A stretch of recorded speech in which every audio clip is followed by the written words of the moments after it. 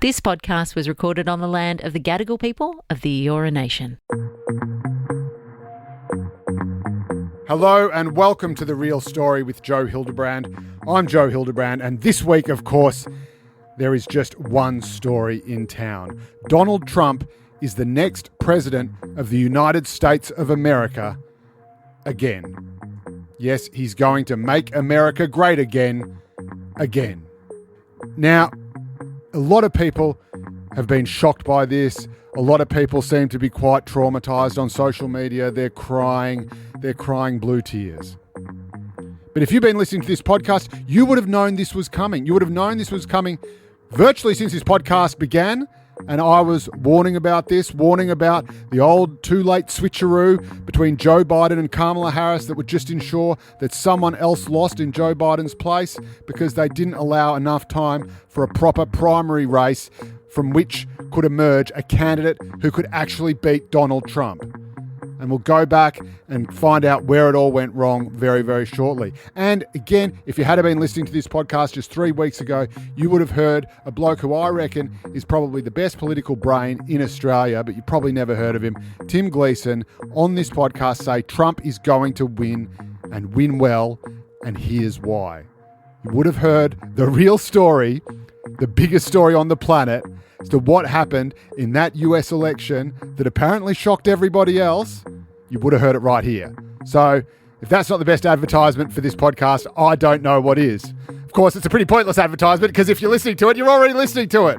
So good on you. You are among the select few who are the smartest people on the planet and who had the inside running on the biggest story of the planet that just took place in the US over the last couple of days.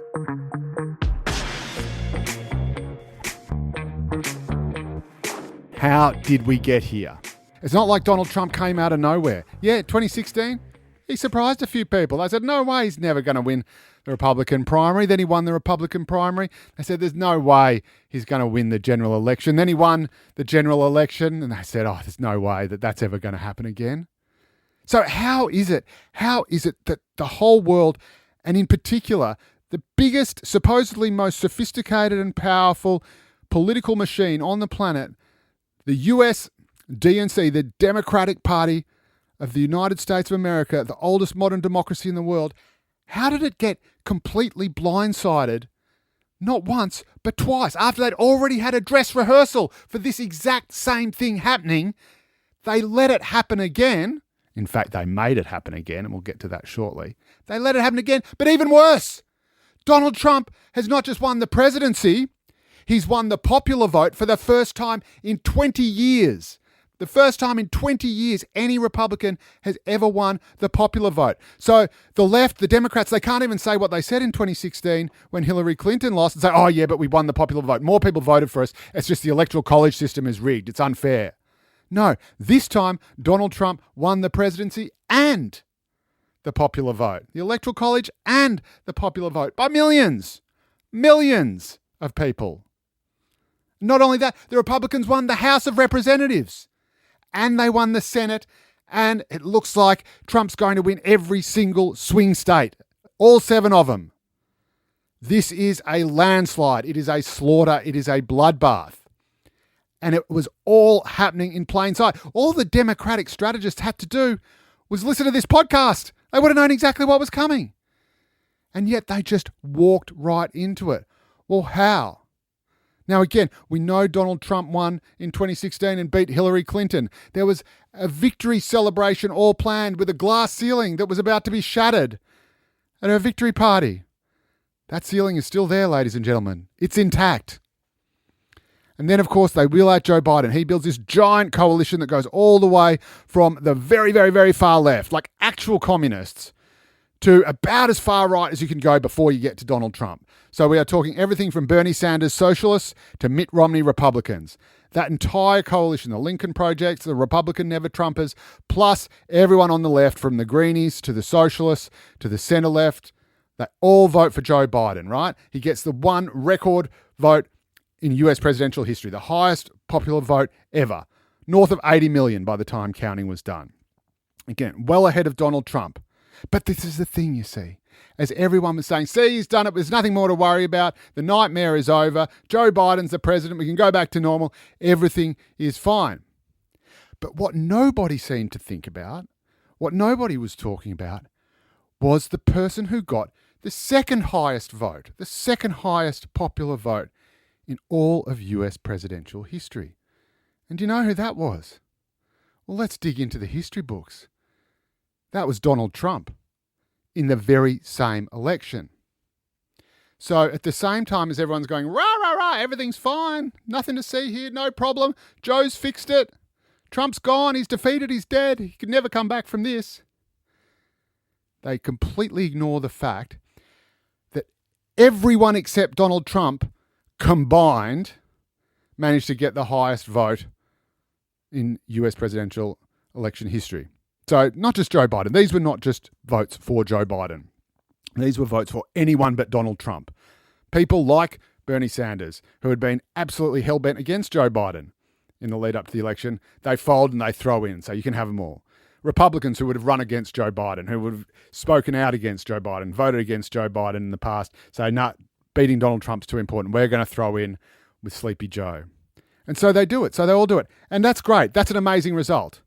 But that is anyone but Donald Trump. That is everyone but Donald Trump. That is that vote. Donald Trump's vote, the second highest in US presidential history, more than 70 million, potentially more than he even gets this time around when he's won. They were all votes just for Donald Trump. This is a guy who can just say whatever he wants, and he does say whatever he wants, and people come out and vote for him in their millions. And you need literally everybody else to be on the same side to beat him.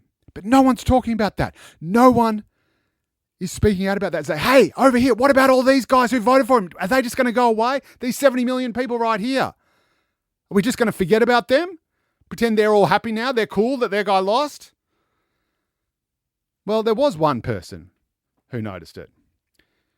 I won't sort of over-egg the omelette. I don't want to sort of, don't want to say I told you so, but I told you so. He's an uncannily good-looking, well-chiseled, yet strangely humble figure, a journalist by the name of Joe Hildebrand, who wrote on this day, this very day that I'm recording it, the 7th of November, 7/11, in 2020, exactly 4 years ago, very first thing I wrote after the last US presidential election, said the battle is over for Joe Biden, but the war is just beginning. And it went on to say, the good news is this is no longer a fight against Donald Trump, but a fight for the hearts and minds of the 70 million Americans who turned out to vote for him. The bad news is that unlike Trump, they are not going anywhere. Well, I tell you what, I was wrong about one thing. Trump wasn't going anywhere either. But let's continue our little history lesson.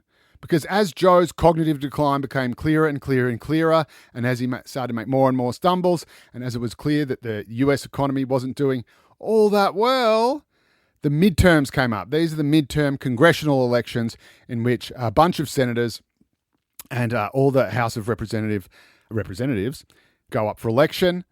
And this was looking really, really bad for Joe Biden. This was the much anticipated red wave. And of course, as long as all these rogue results keep happening, the pollsters are constantly recalibrating and retwigging their figures and their polling methods and how they weight their polls and pick up certain demographics and account for people who might be sort of pollster shy or account for people who it might be hard to reach. So they're constantly sort of, especially after 2016 where everyone got it so horribly wrong, they're constantly sort of, tweaking the machine to try and get a better and better and better result. And this time they're predicting this Republican bloodbath. The Republicans are going to come out and they're going to sweep the Senate, sweep Congress. And it turns out they were wrong again. Turns out that red wave was just a bit of a trickle. And so the Democrats think, that's fine. See, Trump really is over. It's all over. Ha ha, you don't know anything, you crazy Tea Party types. We're all good. Everything's okay. Nothing to worry about. Nothing to see here. The one catch, however, was that Trump wasn't running in that election. But it didn't really seem to matter because it was a proxy Trump election. He was the one who was pre-selecting all the Republican candidates who lost. And he was going to use that red wave as the justification, if you like, for him to come back into politics, to run for the presidency again on the back of this huge surge in popularity for all these Trumpian candidates that he'd basically handpicked. And then the red wave doesn't happen. Everyone thinks, oh, well, that's all over. Trump can't come back after this. And what does he do? He just decides to go ahead with it anyway. He launches his bid to become US president again, does this big, sprawling, meandering speech at Mar-a-Lago, goes on forever and ever and ever. People are sort of rolling their eyes. They're crawling up the walls. Trump's going, he doesn't know what he's fighting for. He's not fighting for this huge wave of popular support calling him to come back. It never happened. And of course, he's going on about how the previous election was stolen from him anyway, but he's disgraced himself by backing all these rioters who stormed the Capitol and made absolute numpties of themselves. Later on, of course, a bunch of people died. Not the people who everyone says died on the day. The only person who died on the day was an actual rioter, not a policeman. A policeman died later on and blah, blah, blah. But point being, people say that this was this huge insurrection or whatever. Well, the Capitol's still standing. Everything's fine. But it was dumb and it was ugly. And when an American president refuses to concede defeat, that's a really dangerous thing for democracy. The Democrats are absolutely right about that. Point being, though, that incident made all of Trump's former Republican allies turn on him. Mike Pence, his own vice president, said, yep, nah, sorry, mate. Too far this time. You're gone. You're fired. And so all Trump has left is this sort of husk of these Tea Party Republicans, these Trump Republicans who have to get his approval to get pre-selected in his party. But once they get his approval, they go to the electorate and the electorate thinks, who are these weirdos? Who are these weird guys? God, I'm not voting for them. And so Trump's all washed up. He's got nothing to fight for. He's demonized. He's seen as a rat in his own party, an embarrassment. And all he's got is this handful of sort of Republicans who can't seem to win a general election. And again, no one's paying any attention to him. No one's taking him seriously. He's all washed up. And so what do the Democrats decide to do? They decide to prosecute him. They decide to bury him. They decide to make a martyr of him.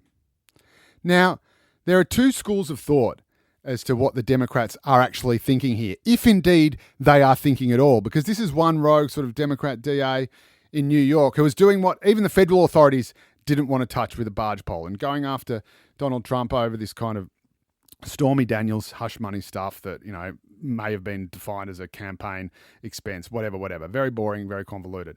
Point being, they make a martyr of him. They produce that iconic mugshot that Trump supporters say, this shot is going to win us the next election. You have just won us the next election. And all the Democrats go, oh no, he's a criminal, you know, he's a crook, he's a fraudster, he belongs behind bars. There's no way anyone's ever going to elect that guy. Are you kidding me? So one school of thought is they're just stupidly thinking we can just actually put this guy in jail. We can actually just knock him out of the entire legal and political system, not with an election, but with a court case, with a prosecution. There is another school of thought that Joe Biden was so, insistent on running again for another 4 years, despite how old he was and despite his cognitive decline.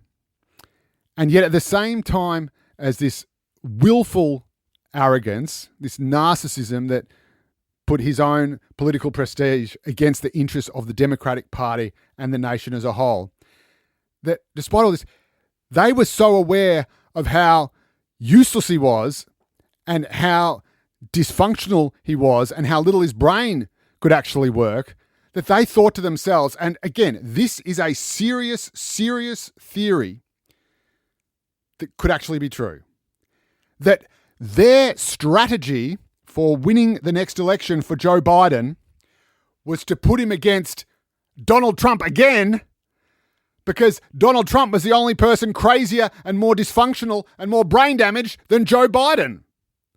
So you think our candidate for the leader of the free world, the most powerful position on the planet, is so brain damaged that the best thing to do is, not to get another candidate. Oh no, too easy. Is to find another opponent who is even more brain damaged and crazy than him, who is even less lucid, who is even less competent at putting a sentence together, even more unpopular. Who's that? It's Donald Trump. How do we make him run again? We make him a martyr. We give him a reason to fight. So these are the two competing narratives. Either they're so stupid they don't realize that they're energizing Donald Trump by prosecuting him when he had nothing to fight for and his support base was disappearing, or they're even more stupid and think that by deliberately provoking Donald Trump into a fight, turning him into a martyr, raising his profile, energizing his supporters, they will then produce an opponent who is the only opponent who is nuts enough for their own nuts and brain dead candidate to beat. This is what they call 3D chess.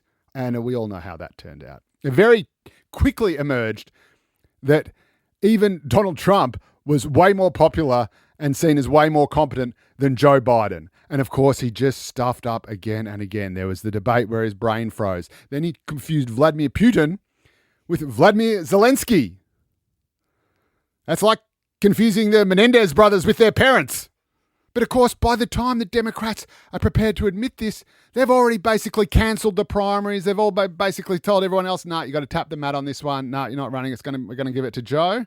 And then it turns out that Joe can't do it, but the money's already come in and they have to give it to someone else on the same ticket. Otherwise, they have to kiss all those hundreds of millions of dollars goodbye. And so the only person that they can replace their ailing Joe Biden with, now that they have just put him up against the person they say is the biggest threat to democracy in the United States of America's history, the person that they, by one account, actually put up there as the Republican candidate. They engineered it with their 3D chess making because they thought it was the only guy that Joe Biden could beat, the most dangerous guy on the planet, who they, either by accident or design, put there through their own hopeless incompetence. And now they can't even field their own demented candidate, and the only person they can replace him with, because they've backed themselves into a corner so late in the game, is the worst performing primaries candidate in modern US history, Kamala Harris, who was tipped to be the next big thing and who had to tap out of the first and only presidential primary she contested in 2019 because she bombed in the debate so badly that it was a national embarrassment and no one gave her any more money. She didn't get any delegates and she just dropped out immediately. Worst performing primary candidate by a country mile. And then they basically hand her the presidency, hand her the candidacy to be president next time without even having to face a second primary. She just gets it. She gets it handed to it. And all she has to do is not f it up. And what does she do? She just blows the whole thing up. I think I said on this podcast before, this election is Kamala Harris's to lose. And tell you what, she really delivered on that metric.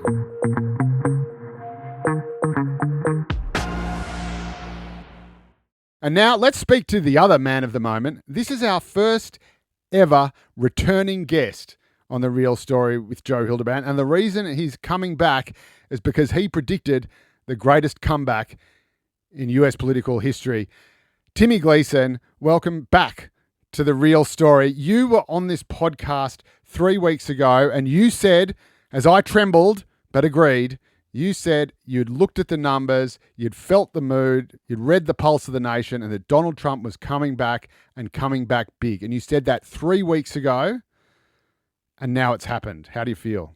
Very tired, as I've been taking victory laps all day, texting people the show from 3 weeks ago. Called it early. It was so predictable. I can't believe people are saying they were shocked. We said 3 weeks ago that Trump's vote on election day, both in 2016 and in 2000, was undervalued in the polls on election day by about between 2 and 2.5%. His vote at the moment, I think, is 50.8%. And Harris is at 47.5%. And if you look at the most reliable polls on polling day, he bounced between 46.5% to 48%. So again, he's gone up to 2.5% on polling day. Exactly the same thing that happened in 2016 and 2020. It is just staggering, and I've been telling people, and thank God and again, I don't like armchair quarterbacking. There's lots of people out there saying, oh, well, now, in retrospect, we could see this would happen. You called it before it would happen. You saw it happening right before your eyes, whereas others were blinded to it. You second-guess yourself with these things because you're being told that black is white by other people. But again, I was telling people in the lead up to the poll, you look at just a swing state like Wisconsin in 2020, the polls had Joe Biden up by 6.7% on the eve of the election, 6.7% ahead in Wisconsin. Now, he wins that, but he only wins it by 0.6%. That's a factor of 10 and just over 6% out, double the margin of error. And yet, because he won it, people don't seem to sort of talk about it. It's not a shock because they got it wrong. And I'm looking at that and saying, that is a 6% error there. What are the pollsters doing wrong? What are they failing to pick up? Is it shy Trump voters just not being prepared to say that they're voting for Trump? Is it Trump voters actively trolling the pollsters and saying, oh no, I'm voting for Kamala? No, it's you have a dinner party for 10 people and everybody agrees The Voice is a good idea. I'm supporting The Voice. And when you get home, 3 or 4 of those people aren't supporting The Voice. So, and it's the same. I'd never vote for Pauline Hanson. Never, ever. But she gets 10, 11, 12% of the vote. It's the same with Trump. There's a cohort of people who aren't going to tell you they're voting for Donald Trump, but they're always voting for Donald Trump. And that is compounded, I think, by the fact that the so-called, respectable media, if you like, the New York Times, the Washington Posts, the MSNBCs, the CNNs, they are people who, within their organisation and indeed at those dinner parties that you were talking about, Timmy, they're people who literally would not meet or know anyone who was actually voting for Donald Trump. So they're not in a position to say, well, hang on a minute, but my mate, Blogs, he's voting for Donald Trump. Maybe there's something wrong with these polls. Maybe they're not picking up on something. There was a kind of collective blindness, wasn't there, as well, because the polls were reflecting what the commentariat in the mainstream, the traditional, whatever you want to call it, the so-called respectable media, what they already thought. So it was confirming their pre-existing biases. Do you reckon there's something in that as well? Yeah, and they're jumping on these polls. Like there was a Sesler poll, that famous one in Iowa, the day out, which had Trump won Iowa, I think, give me either 7 or 8% the last 2 times he contested the presidency. And 3 days out, they released that poll and he's down by 6. And everybody said, this is amazing. It gave the Democrats, they pumped their chests out. This is amazing. We can win this state.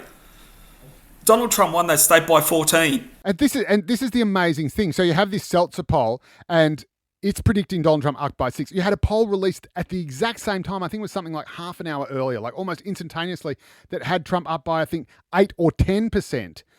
And yet people are saying, oh, well, just forget about that one. We don't like that one. Let's just look at this one that shows Harris winning. That's got it.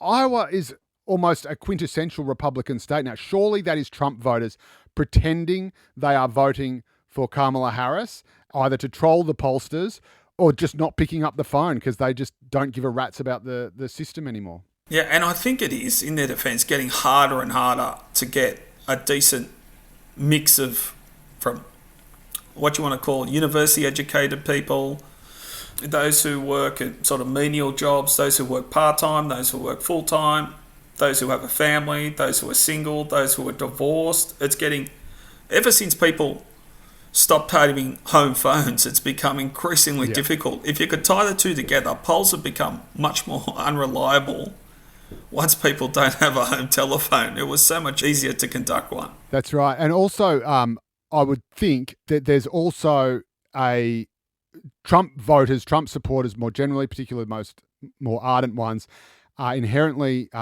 anti-establishment. They are suspicious of institutions, they are suspicious of the media, and of course, as we know from 2016, they are suspicious, if not downright hostile, to polls and pollsters. And I imagine that when a lot of them received a call from a pollster, they either deliberately tried to game it if they were in the mood for a bit of fun, or they just simply hung up the phone and did not want to engage. Yeah, well, sometimes you've only got a certain amount of time to do the poll, and eventually you just take... That's right. Whoever's answering, even though it may be skewed, and you say to yourself, well, I'm going to build it in the back end. I polled 54 registered Democrats and only 46 registered Republicans, but I'll fix it up, That's right. And this is what they call the weighting. And for anyone who doesn't know, so fun little anecdote, I used to do surveys for a group called the Transport Research Centre about 20 or 30 years ago in Melbourne. And one of the things we did was survey people at the footy, at AFL games, and ask them how they got there. Did they drive? Did they get a bus, train, whatever, to find out what transport services they needed to provide. And obviously the easiest way to do that, one is you could never do it during the game because they were watching it and they'd kill you, especially if they were Collingwood supporters. And the other rule was you'd go down the aisle, right? Obviously you can't be sort of, sticking your bum in people's faces as you go through the rows of seats. So you go down the aisle and you'd ask people on the ends, but you could never just ask people on the end. So you had to go to someone who was sitting on the aisle seat, and then the next one down, you had to go to the person who was sitting one seat in, not the person who was sitting on the aisle seat, who often felt very aggrieved and left out and said so. Because if you're just talking to people on aisle seats, you are possibly skewing the pool that you are interviewing, because you could just be talking to people who got there late. So people who get to footy games late are always on the bus or always driving and stuck in traffic. So you are actually skewing the results. So what pollsters do is they get all the raw data that they collect, like you were saying, and then at the back end, they weight it. And they say, right, well, we've managed to get hold of 60 men and 40 women, but we know that there are actually 51 women and 49 men in the general population. So we're going to push up the weighting of the females who respond and push down the weighting of the men that we got. And then you might do things for age. In the US, it's often very race related as well. So you might do things where they're black or Hispanic or whatever. And then you feed all that into the machine and hit the button and ding, out it comes. And yet it's wrong again, Timmy. Do you reckon that it's possible because they got it so wrong in 2016, then they say, right, we're not getting all the Republicans, we're not finding them, so they start to weight it a bit more in 2020, and they start to get a bit closer, but they still sort of underrepresent Trump's vote, and so they amp it up even more. You get to the midterms, they're amping it up, they're saying Republican red wave coming, and then it doesn't materialize. Think, maybe we've amped up we've turned up Republican, we've turned up the red a bit too much. We need to dial it down again. And they do it for these polls. And even though it's actually higher for Trump than it has been historically, it's still not high enough. So every time they fix it, they seem to create a new problem. That's the world's longest question, but what do you reckon? Yeah, well, so they were wrong in 16 and 20. And 22, they were closer. But what they didn't, they said, we've adjusted our methods now, we've worked it out. But what they didn't count into the fact, the 22 Republican Democrat midterms didn't involve Donald Trump. So Donald Trump's a separate entity. It was so predictable that he was going to get a couple of more percent on the day than the polling even on the day. And once you threw that into the mix, pre-polls and postals still increased, but reverting more back to the mean than the 50% in or more in some states. It was always going to be difficult for her. And obviously, one of the Democrats' ingenious strategies was just to call Donald Trump a Nazi and a fascist, which of course is calling the, 40+% of voters who are voting for him fascist supporters, Nazi sympathizers. Really smart move that was. And of course, Joe Biden ends up calling them garbage. But the allegation that's always thrown around is that Trump is a racist, that it's just, white misogynist men who are voting for him. His vote does skew male, but it's not just white people anymore, is it? He's had a huge swing of black voters come towards him, particularly male black voters. And surprisingly, given the comments about Puerto Rico, in fact, Hispanic voters in huge numbers swung behind Trump in this election, didn't they? What does that tell us? Yeah, he lost the Latino vote to Joe Biden by 23 points. And in this election, he won the Latino vote by 8 points. Now, I'm just doing the math. That's about 31-point turnaround, which is just unbelievable. Just remarkable. And he still, obviously the Republicans only get a small percentage of black male votes, but what he was able to do, he doubled in North Carolina, doubled the black male vote from last time, especially the younger black male vote, and that makes a huge difference in these swing states, a massive difference. If you could not only increase your vote, but start biting into those sectors where the Democrats are counting on. A lot of these groups they take for granted and they didn't run a campaign at, and it's really hurt them. And for all the talk about Trump supporters, she just was not a good candidate. Nobody wants to address the elephant in the room. She was not a good candidate. And as my dad used to say to me, when he was supporting football teams, you can't win a Grand Prix in a Volkswagen. And very, very quickly, what do you think this means? You are, and again, one of the reasons why your analysis, I think, is so good and spot on is you're not a sort of crazy right-wing Trumper. You're a Labor man. You work for the Labor Party in Australia and have done so. You're a Democrat supporter. But what do you think this means for Anthony Albanese and Australian Labor? What is the number one take-home lesson from Trump's victory? A cost of living. So basically, Trump had 4 or 5 issues that he stuck to. So a constant message. He had immigration, borders. He played the sort of transgender card, the make America great again. But he also used the line Bidenomics. And he talked throughout the campaign about auto workers not taking the risk to buy or lease new cars because they weren't sure of the job. And on the other side, the Democrats sort of didn't mention at all cost of living, or very rarely. They were concentrating on Trump as a convicted felon, that he's a racist, that they're the ethical candidate, the ethical party. This is new leadership, and they're trying to build a coalition that included, Liz Cheney from everyone to the leftist people. So, but the underlying feedback from even, I know we've just laid into the polls and exit polls, but cost of living was a massive issue, and I think it's going to be a massive issue federally. And as someone in the Labor Party said to me, a senior person, danger for Labor, they can't campaign on cost of living like they're the opposition. So they have to go out and send the message that, yes, it's a huge problem, cost of living, but at the same time, we've produced budget surpluses, we've halved inflation, and these are the measures we're taking.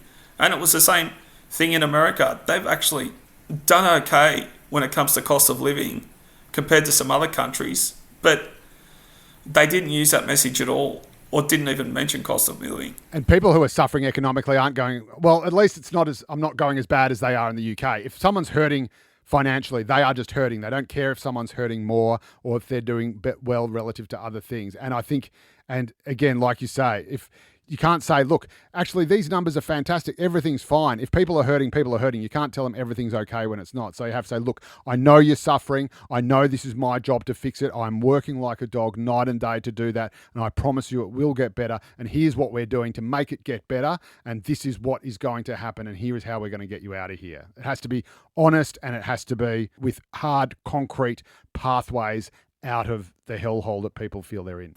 Yeah, and that's where I think she made a mistake at the beginning. I think that's where she should have thrown Joe Biden under the bus. And she should have said, if you could make one distinction between yourself and Joe Biden, and she sort of, there is nothing that comes to mind, or I wouldn't change a thing. Because they're throwing Joe Biden under the bus today.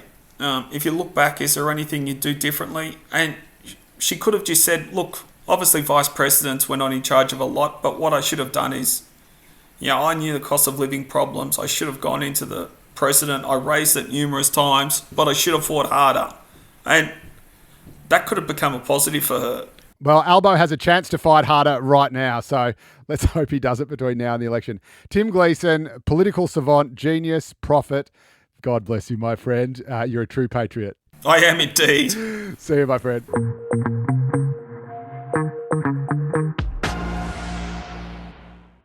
And finally this week, we have a question come in for our question time segment, which always makes me very excited. Make sure you fire off yours to the real story at novapodcast.com.au. And Ellie has done just that. She has said, I'd love to know more about this from Joe. And she's sent us a link from the Daily Mail website, greatest news website in Australia. Just absolutely fantastic. Sorry to all my friends and colleagues at the Daily Telegraph, but come on, you're just not trying hard enough, Not enough pictures of chicks in bikinis. Come on, guys, lift your game. Anyway, so she's written in, it's a story about Dick Smith, who is calling for a limit to massive cuts to Australian immigration, with 400,000 people coming in over the next 12 months or so. He is saying this is catastrophic.